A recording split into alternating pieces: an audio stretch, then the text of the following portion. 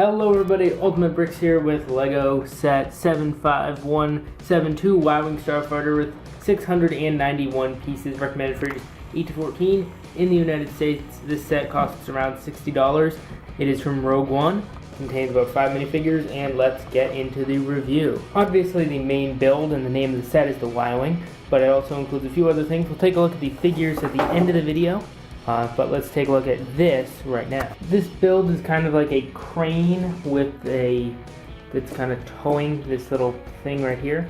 It has 2 bombs on it. The set includes 4, but 2 are loaded in the Y-Wing right now.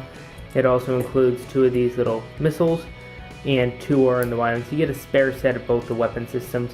Right there is some Arabic letters, and if you translate that into English, it says danger, because these are pretty dangerous. So that's what that means, in case you were wondering. And then a minifig can get seated right there to control the crane. Pretty simple Lego crane using these lift arm kind of pieces. They just kind of move around so you can do whatever you want. It would be useful for possibly loading the astromech into the vehicle.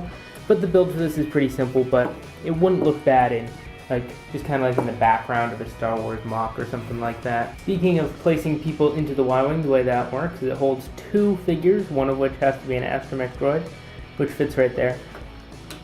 That droid is the one that included in the set. However, any astromech droid with the same mold would work.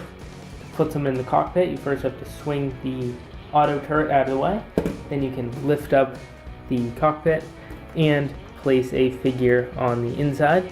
There is a single sticker right there for a targeting system, and that is all the controls that you get. And then you just close it up, swing the turret back into place, because you can't really open it with the turret in place, of course. But once that's all set, then you're all loaded up. Since this is from Rogue One or A New Hope, whichever one you want it to be, it is not all covered up. So if you look at it just from the top, you can see that shape stops right there instead of continuing on like it would in the Clone Wars version. I used to have the Lego set for the Clone Wars version, but I've since taken it apart. If I did have it, I would show you the comparison. But the engines are all hollow in the back. As you can see, they've got some pink laser kind of power right there. Then they have these nice pieces that hold these things in the back. It's a really nice build there because it shows the studs on either side, which is cool.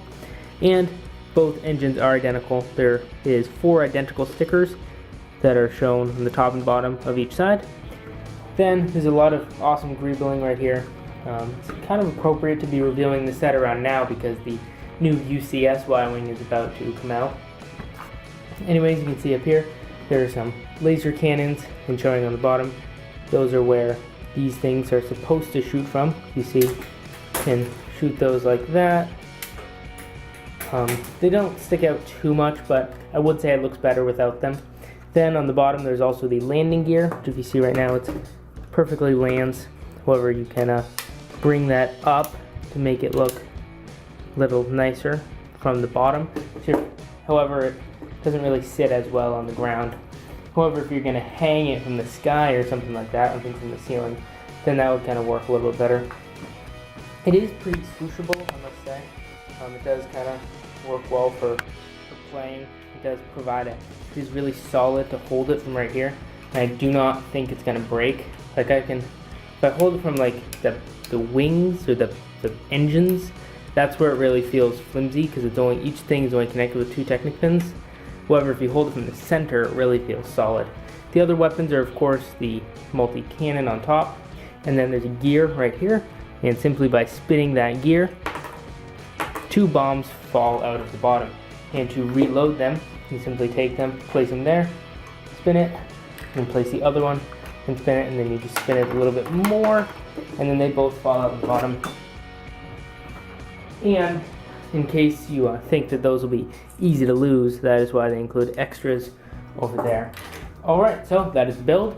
Now let's take a look at the minifigures. The figures left to right are Moroff, Admiral Raditz, a U-Wing pilot, though I guess it's a Y-Wing pilot, but it's the same pilot that was introduced for Rogue One. So this is not what the pilots look like in A New Hope, but kind of like the Rogue One Y-Wing / X-Wing pilot.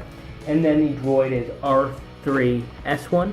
Morov has this giant backpack, but there's not really anything to see on his back, so no real reason to take that off. He has this giant molded head, which looks really cool. Then Admiral Raddus has a molded head as well, which looks awesome. Yes, he's the same species as Admiral Akbar, he just looks a little bit different. And then the pilot has the same kind of X-Wing pilot outfit, just in blue. And then R3S1 has a really cool silver legs, as well as he's printed on a clear-through dome. And the final minifigure is just a regular Stormtrooper that has an angry clone head. Alright, so that is every detail of this set. Now my overall opinion is that I think this set is absolutely great. I feel like I love the original trilogy vehicles. They're just really nostalgic for me. And I feel like this one is probably just as good as the UCS Y-Wing, to be honest. Although any UCS collector would not agree with that. I feel like for casual fans of Star Wars and LEGO fans that are on a budget, I feel like if you don't have a lot of money to spend, then this set is just perfect. It's really, really compact and small and looks great. There's a lot of detail in it for a playset. I feel like I was pretty happy with a lot of this greebling. I feel like it looks really nice. And then this thing, though being relatively useless for most people, I guess just adds extra play features for kids. And the figures are great. Love to get the Morov and the Admiral Raddus. I think those are great figures. Anyways, thank you so much for watching. Remember to like, comment, and subscribe. And tell me your opinion of this set in the comment section down below. And I'll see you later. Bye.